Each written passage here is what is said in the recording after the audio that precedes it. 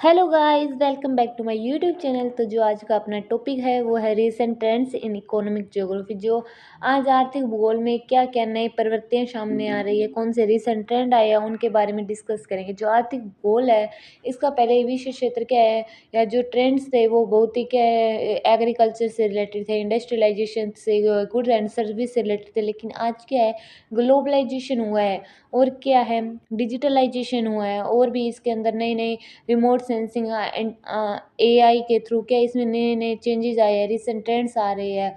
और वर्ल्ड जो इकोनॉमी है उसमें चेंज आ रहे हैं, उसके तहत इसमें कुछ नए चेंजेस आए हैं, रिसेंट ट्रेंड्स आए हैं, उनके बारे में डिस्कस करेंगे। तो फर्स्ट अपना है डिजिटलाइजेशन एंड नॉलेज इकोनॉमी। जो आज की अर्थव्यवस्था है उसमें आर्थिक भूगोल में सबसे बड़ा ट्रेंड क्या है, डिजिटलाइजेशन और ज्ञान आधारित अर्थव्यवस्था उभर रही है। उसमें क्या है, डिजिटलाइजेशन हो रहा है, कोई भी उद्योग इंडस्ट्री लग रही है, ठीक है। तो हम उसकी लोकेशन फाइंड आउट करने के लिए हम क्या है, डिजिटल जो इंस्ट्रूमेंट है, टूल्स है, उनकी हेल्प लेते हैं लोकेट करने के लिए, क्या कौन सी लोकेशन है वो सूटेबल है, ठीक है, उसको फाइंड आउट करने के लिए।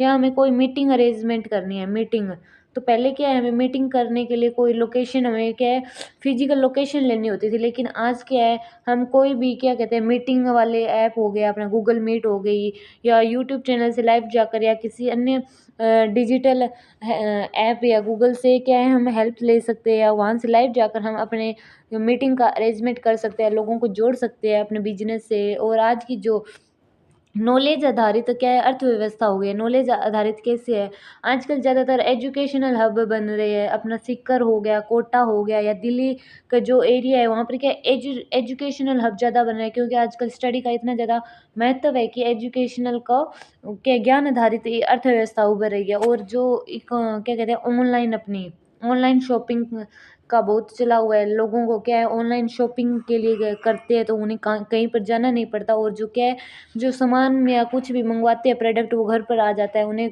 कहीं भी बाहर जाने की ज़रूरत नहीं है। ई कंपनीज आ गई है, लोग फ्लिपकार्ट या मीशो हो गया, अमेजोन के तहत अपना घर बैठे अपना काम करवाते हैं, शॉपिंग करते हैं। डिजिटलाइजेशन एंड नॉलेज इकोनॉमी में क्या है, rapid growth of information and communication technology. तो इसमें क्या है, रैपिड ग्रोथ हुई है बहुत ज़्यादा, किसमें, information and communication technology has transport production and trade. जो आईसीटी का, जो कम्युनिकेशन टेक्नोलॉजी का विकास हुआ है, तो इसने क्या है, प्रोडक्शन और जो व्यापार का तरीका है उसको चेंज करती है, और उसमें क्या है, तेजी आई है। क्योंकि प्रोडक्शन और ट्रेंड व्यापार का हमारा पहले तरीका क्या था, हमें कुछ भी चाहिए होता था, हमें मार्केट कहीं पर जाना पड़ता था, पास में जो हमारे मार्केट लगती है एरिया में वहाँ जाना पड़ता था। लेकिन आज क्या है, हम घर बैठे लाखों तक की शॉपिंग कर सकते हैं। कोई भी हमें खाने का या मन कर रहा है, हम कुछ भी जोमेटो से ऑर्डर कर सकते हैं। हमें कुछ नया ऑर्डर करना है, शॉपिंग हम अमेजोन, फ्लिपकार्ट, मीशो या मंत्रा से ऑर्डर कर सकते हैं। हम कुछ भी बाहर जाने की आवश्यकता नहीं है, ठीक है। और क्या इसके अंदर कह रहा है, rise of digital work space. Digital work space की क्या है, एमरजेंस हो रहा है, राइजिंग हो रही है। ई कॉमर्स आ गई, ई कंपनीज आ गई। इसके अंदर क्या है, एजुकेशन के माध्यम से आप देख रहे हैं आजकल लाखों क्या है, टीचर्स यूट्यूब पर अपने क्या है, शिक्षा दे रहे हैं, पढ़ा रहे हैं। उनका कितना क्या कहते हैं, ई कॉमर्स आ गया, अपना ई बिजनेस स्टार्ट कर रहे हैं घर बैठे। वर्क फ्रॉम होम की क्या पॉलिसीज आ गई है, कोविड के बाद तो इसका बहुत ज़्यादा हुआ है, वर्क फ्रॉम होम। तो हम क्या है, घर बैठे काम कर सकते हैं और पैसे कमा सकते हैं, ये आ गया डिजिटलाइजेशन के कारण। And online service reduce dependency on physical location. क्या है, ऑनलाइन जो सर्विस आई है उसने क्या है, फिजिकल लोकेशन पर डिपेंडेंसी है वो कम कर दी है, ठीक है। लोग होते हैं, कोई भी प्रोडक्ट होता है अपना, तो वो ऑनलाइन अपने किसी भी जो होता है अमेजोन या फ्लिपकार्ट, उस पर अपना प्रोडक्ट डालते हैं, और हम उसको अगर हमें पसंद आ जाता है तो हम वहाँ से अपने ऑनलाइन शॉपिंग है उसको खरीद सकते हैं, ठीक है। और क्या है, development of IT hubs and innovation clusters. IT sectors, IT hub बन रहे हैं, नए नए इनोवेशन ज्ञान आधारित क्लस्टर समूह का क्या है, विकास हो रहा है। इसमें क्या है, आईटी का फुल फॉर्म क्या है, इंफॉर्मेशन टेक्नोलॉजी, ये हो गया, ठीक है। ये हो रहा है, इसका क्या हो रहा है, हब्स बन रहे हैं, जो अपना गुड़गांव हो गया, और क्या कह सकते हैं, कोलकाता हो गया, मुंबई हो गया, ये क्या आईटी नए नए हब्स का क्या है विकास हो रहा है, ये बन रहे हैं। इनोवेशन क्लस्टर हो गया, बेंगलुरु हो गया, ये आईटी सेक्टर्स का डेवलपमेंट हो रहा है। पहले आईटी सेक्टर्स इतने नहीं थे, लेकिन आजकल क्या आईटी सेक्टर्स के विकास के कारण क्या है मॉडर्नाइजेशन हुआ है, जिसके कारण क्या है नई नई प्रवृत्तियां सामने आई है। इसके अंदर अपना हो जाएगा बेंगलुरु सिलिकॉन वैली, ये यूएसए की है सिलिकॉन वैली, और बेंगलुरु अपना इंडिया का है। Remote work and digital trans infrastructure, और क्या है डिजिटल इंफ्रास्ट्रक्चर को बढ़ावा दिया है। जो रिमोट वर्क है उसमें कमी है। रिमोट वर्क क्या है, हमें कोई फिजिकल लोकेशन चाहिए होती है, तो रिमोट वर्क हो गया वो काम के लिए हमें कोई फिजिकल लोकेशन पर आधारित रहना। लेकिन आज के रिमोट वर्क में कमी आई, और डिजिटल हमें क्या डिजिटल पर ज़्यादा आधारित है। जो भी करना होता है हम घर बैठे करते हैं। डिजिटल इंफ्रास्ट्रक्चर में बढ़ोतरी हुई है, ठीक है। And second is sustainability, climate change and green economy. तो जो आज का इकोनॉमिक जियोग्राफी है वो किस पर जोर देती है? इकोनॉमिक जियोग्राफी जोर देती है कि ज़्यादा से ज़्यादा क्या है अपना सस्टेनेबल डेवलपमेंट को मेंटेन किया जा सके। क्लाइमेट चेंज जैसे मुद्दे हैं उनको क्या है, उनको क्या कहते हैं कि रोक सके। जो ग्रीन हाउस इफेक्ट हो गया, ग्लोबल वार्मिंग बढ़ रही है, उनको कम करने का प्रयास करे। ऐसी पॉलिसी ला रही है जिसके थ्रू हम green house gases, global warming का इमिशन हो रहा है उसको कम कर सके। और ग्रीन इकोनॉमी क्या है? ग्रीन इकोनॉमी से मतलब है अपना ग्रीन इकोनॉमी जो क्या है अपने पर्यावरण के लिए क्या है अच्छी हो, यानी कि पर्यावरण अनुकूल हो, ऐसी पॉलिसीज है। ग्रीन ग्रीन आधारित अर्थव्यवस्था, मतलब जो पर्यावरण के अनुकूल हो, पर्यावरण को ह्रास न पहुंचाए, ऐसी ऐसी क्या है इकोनॉमी का विकास कर रहे हैं, ऐसी ऐसी पॉलिसीज बना रहे हैं। और ये इस पर फॉलो कर रहा है इकोनॉमिक ज्योग्राफी, ये न्यू ट्रेंड है इसका। फोकस ऑन सस्टेनेबल डेवलपमेंट, किस पर फोकस करता है? सस्टेनेबल डेवलपमेंट पर, सतत विकास की प्रक्रिया को बढ़ावा देता है इकोनॉमिक ज्योग्राफी। क्योंकि इंडस्ट्रियलाइजेशन के कारण कितना अपना पर्यावरण प्रभावित हुआ है कि तो इसलिए इन्होंने सोचा कि अब हम ऐसी अपने क्या कहते हैं पॉलिसीज बनाएंगे जिससे हम ना सस्टेनेबल डेवलपमेंट क्रिएट कर सके, और अपनी जो है वर्ल्ड को बचा सके क्लाइमेट चेंज के इफेक्ट से। ये क्या पेट्रोल डीजल का क्या है कम से कम मात्रा में यूज, इंडस्ट्रियलाइजेशन के कारण जो हुआ है उसको रोकने का प्रयास कर रहे हैं। Focus on green economy, green economy पे फोकस करते हैं। जो अपने क्या है अपने क्या कहते हैं इलेक्ट्रॉनिक व्हीकल्स आई है, ठीक है। टाटा का हो गया, टाटा के ऑनलाइन व्हीकल्स हो गए इलेक्ट्रॉनिक वाला। और emergence of new green economy, ये इसका न्यू है वो अपना क्या कहते हैं एमरजेंस हुआ है, ये न्यू ट्रेंड है। ग्रीन इंडस्ट्री क्लस्टर बन रहे हैं, इलेक्ट्रॉनिक व्हीकल्स आ रहे हैं, ये क्या इसके प्रभाव है सस्टेनेबिलिटी को बनाए रखने, क्लाइमेट चेंज के इफेक्ट को रोकने के लिए। टाटा के जो इलेक्ट्रॉनिक व्हीकल्स आ रहे हैं, ठीक है। और एक और नाम है, अभी कंपनी का नाम याद नहीं आ रहा, ओलिव है शायद, ओलिवा समथिंग उसका भी है। और क्या है रीन्यूएबल एनर्जी, और ऐसी एनर्जी पर बढ़ावा देता है जो क्या रीन्यूएबल हो, जिसको हम एक बार यूज करें तो बाद में भी यूज कर सकते हैं। जैसे सोलर एनर्जी हो गई, विंड एनर्जी हो गई, फार्म्स जो अपने राजस्थान में और गुजरात में सोलर एनर्जी पर आधारित पार्क बन रहे हैं, वो क्या है वो इसको न्यू ट्रेंड आ गया अपना, रिसेंट ट्रेंड्स में शामिल होगा। इकोनॉमिक ज्योग्राफी आर्थिक जो है अर्थव्यवस्था को ऐसे मोड पर लाया गया है जिसमें क्या है हम ज़्यादा से ज़्यादा क्या है क्लाइमेट चेंज के इफेक्ट को रोक सके और ज़्यादा से ज़्यादा सस्टेनेबिलिटी पर बल दे, ठीक है। तो थर्ड पॉइंट है अपना अर्बनाइजेशन एंड स्मार्ट सिटी। तो अपने क्या ग्लोबलाइजेशन मॉडर्नाइजेशन जैसी क्रिया के कारण क्या हुआ है कि वर्ल्ड में क्या है अर्बनाइजेशन और स्मार्ट सिटी के कंसेप्ट में बहुत ज़्यादा क्या है रैपिड ग्रोथ हुई है। क्योंकि क्या है जैसे जैसे अपना क्या है इंडस्ट्रियल एरिया में बढ़ावा हुआ है, गुड्स एंड सर्विस थर्ड जो अपने एक्टिविटी है इकोनॉमिक एक्टिविटी है उसमें बढ़ावा हुआ है, तो उसने क्या है अर्बनाइजेशन को बढ़ावा दिया है। जहाँ पर हमें काम के लिए क्या है लोगों को जहाँ पर इंडस्ट्री या काम के अवसर मिलेगा लोग वहाँ पर क्या है जाएंगे, वहाँ पर जाएंगे तो वहाँ पर ग्रोथ होगी उस एरिया में या उस सिटी में, तो उससे क्या होगा अर्बनाइजेशन होगा। मेगा सिटीज़ का कंसेप्ट आएगा या महा सिटी होगी जो अपनी महानगर हो गए, उनके कंसेप्ट को बढ़ावा दिया है अर्बनाइजेशन स्मार्ट सिटी। ये हो गया रैपिड अर्बन ग्रोथ हुई है, रैपिड अर्बन ग्रोथ हुई है specially in developing nation. Developing nation में इसकी क्या है बहुत ज़्यादा ग्रोथ हुई है, अर्बन ग्रोथ शहरों का क्या है जनसंख्या बढ़ी है, उनकी वृद्धि हुई है। Emergence of smart cities, smart cities का कंसेप्ट है वो बढ़ा है, उनकी अवधारणा बढ़ी है, एमरजेंस हुआ है नई नई स्मार्ट सिटी का, जैसे आईटी हब बन गए, उनके कारण क्या है, जो स्टूडेंट्स है वो वहाँ पर किसी सिटी में चले गए, तो वहाँ पर क्या है, जनसंख्या का क्या है, बढ़ोतरी हुई है, जनसंख्या की ग्रोथ हुई है। और क्या है, और IT हब बने हैं, एजुकेशनल हब बने हैं, तो उसके कारण क्या है कि वहाँ पर जनसंख्या में बढ़ोतरी हुई है। इसमें क्या है, एमरजेंस हुआ है स्मार्ट सिटी का, इनोवेशन डिस्ट्रिक्ट, नए नए इनोवेशन हो रहे हैं डिस्ट्रिक्ट के, एंड टेक्नोलॉजिकल कॉरिडोर बन रहे हैं अलग अलग, ठीक है। दिल्ली मुंबई इंडस्ट्री कॉरिडोर हो गया, अपना जो इंडस्ट्रियल औद्योगिक क्षेत्र कह सकते हैं, कॉरिडोर है दिल्ली से मुंबई तक, इंडस्ट्रियल एरिया है, कोर है ये। अर्बन एरिया है centre of innovation, urban area क्या है, सेंटर है इनोवेशन का, फाइनेंस का, डिसीजन मेकिंग का, ठीक है। अर्बन एरिया है, वहाँ पर क्या है, हमें क्या है, रोजगार के एम्प्लॉयमेंट के ऑप्शन मिलते हैं, तो वहाँ पर नए नए लोग आएंगे, तो वो इनोवेशन का क्या है, सोचेंगे, फाइनेंस सपोर्ट मिलेगा उनको और डिसीजन मेकिंग में हेल्प देगा। ओके।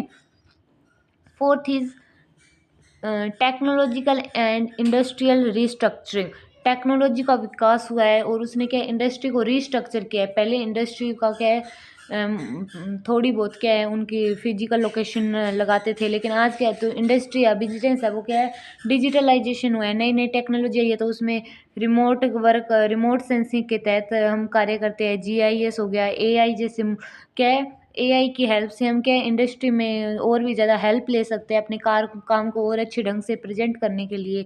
शिफ्ट हो रही है वो क्या कहते हैं, इंडस्ट्री हाईटेक में, ये आएगा इसके अंदर।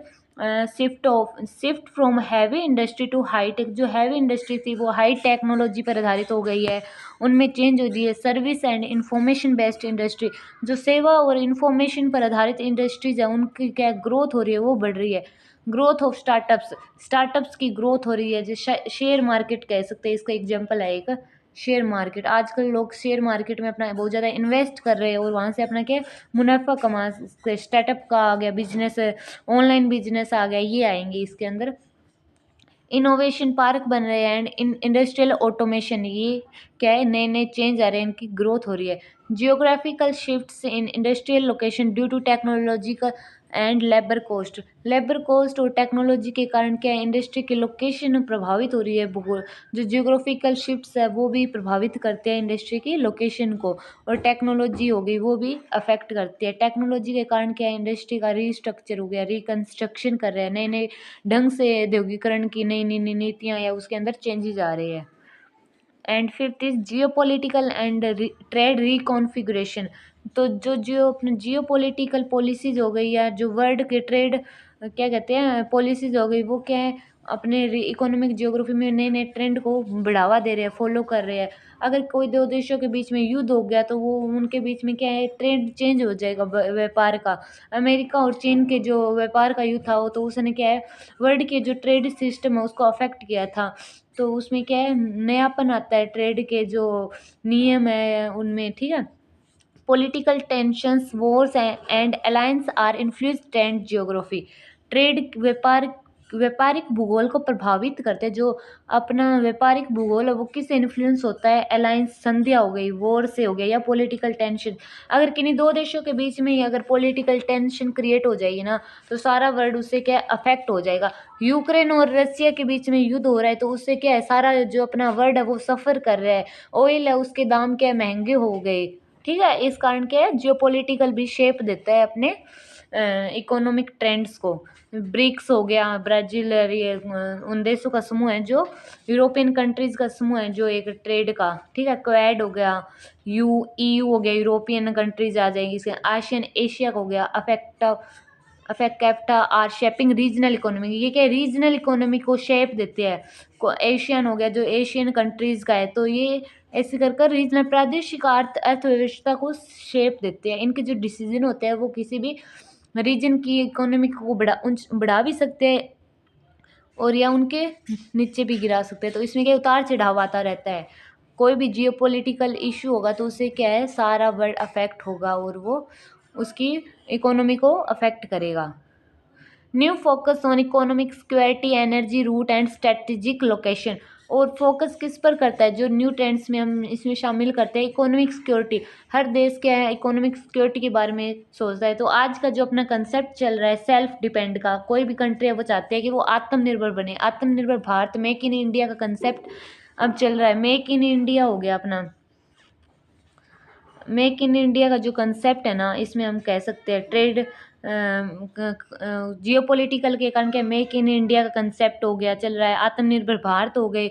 ये क्या है, ये अपने कंसेप्ट है जो जियोपॉलिटिकल या कोई भी देश के साथ अपने क्या है पॉलिटिकल टेंशन को लेकर कोई भी देश अपने सुरक्षा के बारे में पहले सोचता है कि वह अपने देश की इकोनॉमी को सुरक्षित रखे। तो अपना अपना एक इंडिया ने खुद का लॉन्च भी किया है व्हाट्सएप है जिसको एयरटाई के नाम से जाना जाता है। तो वो क्या मेक इन इंडिया का ये कंसेप्ट कह सकते हैं, क्योंकि क्या है कि अगर इंडिया में इतने लोग व्हाट्सएप चला रहे हैं तो उसका फ़ायदा किसको हो रहा है, अदर कंट्रीज जो इसकी मालिक है उसी को ही हो रहा है। तो अपना एयरटाई को लॉन्च किया है ताकि मेक इन इंडिया के कंसेप्ट से भारतीय लोग भारतीय चीज़ों को ज़्यादा से ज़्यादा यूज हो और भारत की जो पैसा है वो भारत में ही रहे। ठीक है। And sixth is integration of GIS and special analyse. जो हम क्या करते हैं कि इसमें इकोनॉमिक ज्योग्राफी में जो भी कुछ लोकेशन हो गई, डाटा हो गया, उसको फाइंड आउट करने के लिए हम जीआईएस की हेल्प लेते हैं। स्पेशल एनालाइज जो डाटा होता है, बिग डाटा होता है, उसका एनालाइज करने के लिए जियोग्राफिकल इंफॉर्मेशन सिस्टम की यूज़ लेते हैं, रिमोट सेंसिंग की यूज़ करते हैं। जो हमें कोई भी एरिया है, उसकी इंडस्ट्री है, उसके बारे में फाइंड आउट करना, वो कैसे काम कर रही है या कुछ और है, तो हम उसकी क्या है जीआईएस के थ्रू उसके बारे में जान सकते हैं। उसकी एरियल फोटोग्राफ के तहत, मैपिंग के तहत हम सब कुछ उसकी जानकारी प्राप्त कर सकते हैं। हम डाटा का एनालाइज करना होता है तो हम जीआईएस की हेल्प से उसके डाटा को बड़े अच्छे ढंग से और विदाउट एनी क्या कहते हैं उसको, जो उसमें एरर आए उसके बिना काउंट कर सकते हैं।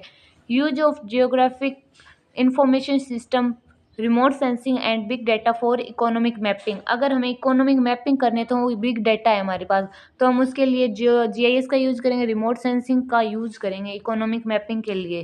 ठीक है। Special analyse help in policy planning, industry zoning and resource management. Special analyse किस में हेल्प करता है, पॉलिसी प्लानिंग में। हम पॉलिसी बना सकते हैं, कोई भी एरिया है उसके स्थानिक आंकड़ों को हम कलेक्ट कर लेते हैं और उनको उनके हिसाब से हम उसका डिजिटलाइजेशन या कुछ भी प्रोसेस करते हैं, तो हम उसकी पॉलिसी प्लानिंग कर सकते हैं। इंडस्ट्री जोनिंग कर सकते हैं, हम जोन जान सकते हैं कौन से एरिया में इंडस्ट्रीज लगा सकते हैं, कौन सा एरिया में इंडस्ट्रीज ज़्यादा है, उनको क्या है उन इंडस्ट्रीज के बेस पर पॉलिसी बना सकते हैं, रिसोर्स मैनेजमेंट कर सकते हैं। ठीक है, ये आ जाएगा अपना।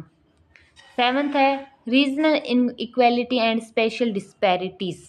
तो रीसेंट ट्रेंड इकोनॉमिक ज्योग्राफी में क्या है, इकोनॉमिक ज्योग्राफी आज की जो क्या है एन इक्वल क्या डिस्ट्रीब्यूशन हो गया है इंडस्ट्रीज़ का, एजुकेशन का, हर तरह से। तो वो किसको क्या दे रही है, फोकस कर रही है, इनइक्वालिटीज़ और डिस्पैरिटी आ रही है इसके कारण। कुछ क्षेत्र है वो क्या पुअर हो गए हैं, कुछ रिच हो गए हैं। कोर पेरिफेरी का मॉडल इस पर परफेक्ट बेस क्या है जचता है। Economic development remain uneven across region. क्या है अनइवन अक्रॉस रीजन, जो इकोनॉमिक डेवलपमेंट है, आर्थिक विकास है, वो क्या है कुछ क्षेत्रों में ज़्यादा हो गया, कुछ में क्या है कम हो गया। तो उससे क्या है कुछ क्षेत्रों में अनइवन डिस्ट्रीब्यूशन हो गया है। ठीक है। Core area metropolitan cities grow faster than peripheral region. जो अपने कोर एरिया है, जो रिच एरिया है, वो ज़्यादा से ज़्यादा फास्ट ग्रो करते हैं। ठीक है। और जो अपने पेरिफेरी एरिया है उनकी ग्रोथ क्या है कम होती है, क्योंकि वो क्या है पुअर है, उनके पास इतनी टेक्नोलॉजी है, उनके पास सर्विस सुविधाएं नहीं होती, तो वो पीछे रह जाते हैं। तो वो क्या किसको जन्म देती है, इनइक्वालिटी और डिस्पैरिटी को जन्म देती है। Government promote regional planning, industrial corridors and rural development programme to reduce imbalance. तो इनको हम जानकर क्या करते हैं कि गवर्नमेंट प्लानिंग करती है, ऐसे पॉलिसीज़ को प्लान बनाती है, तो उससे क्या होता है रिड्यूस कर सके इम्बैलेंस को। प्रमोट करेगी रीजनल प्लानिंग को, industrial corridor, rural development programme बनाएगी इसको रिड्यूस करने के लिए डिस्पैरिटी और इम्बैलेंस को। इसमें ट्रेंड्स ये आ रहा है, क्यों आ रहा है, क्योंकि ये क्या है अलग अलग नए नए हब बन रहे हैं, तो उसके कारण क्या है कुछ क्षेत्र आगे बढ़ गए हैं, कुछ पीछे रह गए। अर्बन ग्रोथ के कारण क्या हुआ है, जो छोटे छोटे गांव हो गए या छोटे छोटे ब्लॉक्स हो गए उनका विकास रुक गया है, तो अर्बन का विकास हो रहा है, लोग वहाँ पर माइग्रेट कर जाते हैं, तो पीछे जो रह जाता है वो एरिया, वो पेरिफेरी एरिया है, वहाँ पर लोगों को काम नहीं मिलता और वो पिछड़ापन रहता है वहाँ पर। ठीक है। उसके लिए क्या है गवर्नमेंट पॉलिसीज बनाती है इम्बैलेंस को रोकने के लिए। And eighth is meteorological trends. Meteorological trends में आएगा अपना मेथड्स का यूज करता है, तो अपने मॉडल्स आ गए, मॉडल्स को हम पढ़ते हैं अपने इसमें इकोनॉमिक ज्योग्राफी में, और उनको के बेस अपना मानकर स्टडी करते हैं हर जो एरिया है उसको। ठीक है। इसका स्पेशल डाटा साइंस का यूज करते हैं। हमें कोई भी स्टैटिस्टिकल या कोई भी डाटा एनालाइज करना है इकोनॉमिक ज्योग्राफी में, चाहे वो इंडस्ट्री से रिलेटेड हो या कोई और हो, पॉपुलेशन से रिलेटेड हो, तो हम उसको स्पेशल डाटा साइंस के थ्रू हम उसको जान सकते हैं। स्थानिक डाटा जानते हैं हम, उसकी स्पेशल एनालाइज करके कोई भी एरिया की जो क्या है उसकी डिस्पैरिटी इनक्वालिटी का मेजर करते हैं। Use of GIS for analysing big data को क्या करते हैं मेजर करने के लिए, क्या करते हैं हम जीआईएस का यूज करते हैं। ठीक है, स्टैटिस्टिकल एंड मैथमेटिकल एनालाइज, यहाँ पर मैथमेटिकल स्पेलिंग थोड़ी मिस्टेक है, आप जे की जगह एच कर लेना। मैथमेटिकल एनालाइज करते हैं हम डाटा का, जो अपने इकोनॉमिक ग्रोथ के डाटा हो गए, डेवलपमेंट के हो गए, जो अपने कोई भी कंट्री है उसका इकोनॉमिक क्या कहते हैं ट्रेंड देखने के लिए कौन क्या फॉलो कर रहा है, कौन सा डेवलप्ड कंट्री है, कौन सा अंडर डेवलप्ड है, उसको देखने के लिए मैथमेटिकल और स्टैटिस्टिकल एनालाइज करते हैं। जैसे कि 2-4 साल का हो गया या पीछे के जो आंकड़ा है उसको क्या है पास्ट और फ्यूचर का एनालाइज करते हैं। 2017, 18, 19, 20 क्या है उनको ऐसे करके उनके अलग अलग डाटा को एनालाइज करते हैं। ठीक है, उससे हमें पता चलता है कि हमारे जो देश का है उसकी इकोनॉमी कितनी आगे बढ़ी, कितना पीछे गया, वो सब हमें पता चलता है। तो आई होप आपको ये टॉपिक समझ आया होगा, recent trends in economic geography. I wish you like it. Please subscribe my channel and thank you.